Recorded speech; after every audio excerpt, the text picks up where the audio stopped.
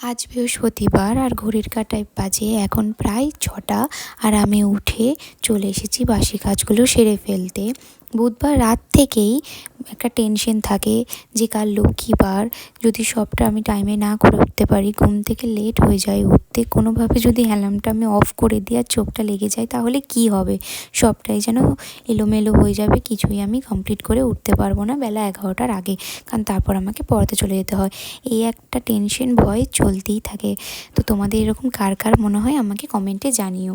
তো আমি এখানে সকালবেলা উঠে চলে এসেছি ছাদে, ছাদটা ঝাঁট দিয়ে নেবো। সূর্যটা দেখলে তোমরা? না আমার কথার দিকে শুনতে শুনতে কেউ দেখোইনি সূর্যটা কি সুন্দর লাগছে না? এই শীতের সময় সূর্যটা যে তাপটা দেয়, একদম হালকা একটা উষ্ণ তাপ, খুব ভাল লাগে সেটা উপভোগ করতেও খুব ভাল লাগে। কিন্তু সেই উপভোগ করার মতো সময় আমার কাছে নেই, এতটাই ব্যস্ত থাকি। মানে ওই সকাল 6টা থেকে কখন যে বেলা 11টা বেজে যায় আমি বুঝতেই পারি না। তাও আমি মানে তাড়াহুড়োর মধ্যে সবটা করি, তাও 11টার মধ্যে ধীরে সুস্থেভাবে 11টাতেই সবটা শেষ করে উঠতে পারি না। জানি না কী কাজ থাকে, মানে একটার পর একটা লেগেই থাকে। আর সবাই তোমরা জানো যারা একটু পিঠে মানে বলতে পারো গোছানো বাগানো, তাদের একটু বেশি সময় লাগে, নয়তো হয়তো এই কাজগুলোই নর্মালি করতে হয়তো এতটা সময় লাগে না। তো যাই হোক, তোমাদের সাথে কথা বলতে বলতে অনেকটাই আমার কাজ হয়ে গেল। তো এখানে আমি ছাদটা ঝাঁট দিয়ে তারপর গাছগুলোতে জল দিয়ে নিচ্ছি, কারণ তারপরে যে জলটা পড়বে ভালো করে ধুলোগুলো যাবে না, ওই জন্য। গাছগুলো দেখতেই পেলে যে একেবারে শুকিয়ে গেছে, এমনকি ঘাসগুলো পর্যন্ত যেগুলো বেরিয়েছে পাশ দিয়ে সেগুলো পর্যন্ত শুকিয়ে গেছে। সবটাই অযত্নের কারণে, সবটাই আমারই কারণে। কারণ হচ্ছে গাছগুলো আমি ভারী যত্ন করে আর ভালোবেসে লাগিয়েছিলাম, খুব কষ্ট করে লাগিয়েছিলাম।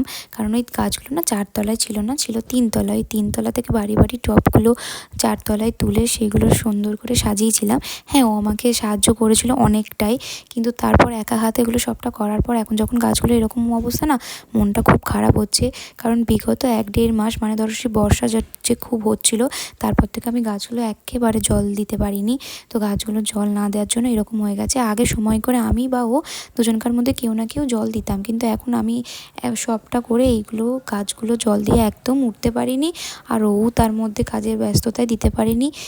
ওই জন্যই গাছগুলোর এরকম অবস্থা। অযত্নের কারণে তো এরকম হবে, ফুলও ঠিকমতো দেয় না। কিন্তু ভেবেছি এবারে যতই ব্যস্ততা থাকুক সবটাই, যতই যাই হোক, সব সময়ের মধ্যে যখন করে উঠতে পারছি, ওগুলোও তো একটা প্রাণ, ওগুলোকেও একটু যত্ন করে আমি আবার আগের মতো ঠিক করে ফেলবো, ওগুলোর পেছনে একটু সময় দেবো। তো যাই হোক, আমি গাছগুলোতে জল দিয়ে সিঁড়ি ঝাঁট দিয়ে সব 2তলার ঘর ঝাঁট দিয়ে আমি চলে এসেছি নিচের ঘরটা আমি ঝাঁট দিয়ে নিচ্ছি, দিয়ে একটু মুছে নিচ্ছি। উপরের ঘরটা তো ঝাঁট দিয়ে দিই, পিসি মুছেই দেয়। নিচের ঘরটা আমিই ঝাঁট দিই, আমিই মুছে নিই, কারণ নিচের ঘরটা পিসি মোছে না।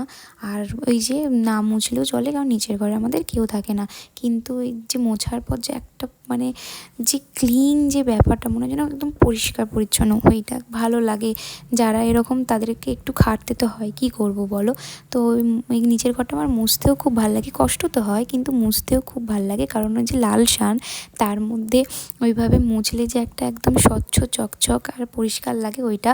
উপরে তো মার্বেল, কিছুই বোঝা যায় না, মুছলেও কি আর না মুছলেও কি কিছু বোঝা যায় না। লাল শানে মুছলে বেশ ভালোই লাগে। তো এখানে আমি মুছে টুছে নিয়েছি, খুব কষ্ট হয়ে যায়, খুবই চিপে মুছি।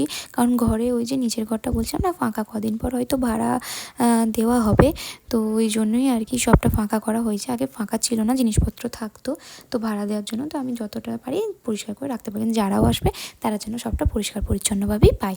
তো নিচের ঘরটার ঝাঁটটা দিয়ে মুছে টুছে নিয়ে আমি উপরে চলে এসেছি। ওপরে এসে তারপরে আমি ব্রাশ করে বাসি জামাকাপড় ছেড়ে ফ্রেশ হয়ে তারপর জামাকাপড় সব ভিজিয়ে দিয়েছি। তারপরে এখানে আমি চাটা করে নিয়ে আসছি। তার আগে আমি ওকে ডেকে দিয়েছিলাম, উঠে গেছে, বিছানাটা তুলে নিয়েছি। বিছানা যতক্ষণ না তোলা হয় ঘরটা যেন একেবারে পরিষ্কার পরিচ্ছন্ন লাগে না। তো এখানে বিছানা তুলে চাটা খেয়ে ও চলে গেছিলো স্নান করতে, আর আমি ওর জন্য টিফিন রেডি করে আমার টিফিনটাও রেডি করে নিই। ও স্নান টান করে টিফিন খেয়ে ও চলে যায়। তারপর আমি টিফিন সব রেডি করে এসে চলে যাই চান করতে। চান টান করে এসে একটু স্কিন কেয়ার করে উপরে চলে আসি পুজো করতে। আর লক্ষ্মীবারের তো শুধু পুজোই না, পুজোর আগে জোগাড়ে হচ্ছে মা লক্ষ্মীর ঘটে যা থাকে, কলা পান সেগুলো সব ফেলে ও ঘটের ওখানটা পরিষ্কার করা, গোটা ঠাকুর ঘরটা মোছা, সবটা মুছে পরিষ্কার করে তারপর তো পুজো শুরু। প্রায় 1 ঘন্টা ধরে থাকা, কারণ লক্ষ্মী পুজো করা, পাঁচালি পড়া অনেকটা সময় লেগে যায়। একটু মানে পুজোটা একটুখানি ধীরে সুস্থে মন দিয়ে না করলে মনটাও যেন ভালো লাগে না। তো এখানে পুজো হয়েই যায়নি, তোমাদের সাথে যেহেতু ওখানে বাড়ানো আছে তাই জন্য। তো এখানে পুজো হয়েই যাবে, তো তারপর আমি খেয়ে দিয়ে পড়াতে চলে যাব। তো এইরকম ভিডিও তোমাদের যদি ভালো লাগে প্লিজ আমাকে একটা কমেন্ট আর লাইক দিয়ে বোঝাইও যে তোমাদের ভিডিওগুলো দেখতে ভাল লাগছে, তাহলে আমি উৎসাহ পাই এরকম ভিডিও করার। কারণ এরকম দৈনন্দিন জীবনের কাজ করেই থাকি, সেগুলো যদি ক্যামেরা বন্দি করা যায় তাহলে একটা স্মৃতি হয়ে থাকবে, আর সেটা তোমাদের সাথে শেয়ার করলে আমার ভালো লাগছে। তো তোমারও যদি ভালো লাগে তাহলে তোমাদের একটু ভালোবাসা দিয়ে আমাকে সেটা জানিও। তো চলো, এই যে আমার পুজো হয়ে গেছে এখানে, এবার পাঁচালি পরে শাক বাজিয়ে নিচে চলে এসে খেয়ে দিয়ে আমি পড়াতে চলে যাব। ভিডিওটা যদি ভালো লেগে থাকে তাহলে প্লিজ একটা লাইক, কমেন্ট আর শেয়ার করে দিও তোমাদের বন্ধুদের গ্রুপে। তো চলো, আবার দেখা হচ্ছে অন্য কোনো ভিডিওতে। সবাই ভালো থেকো, সুস্থ থেকো, টাটা, বাই।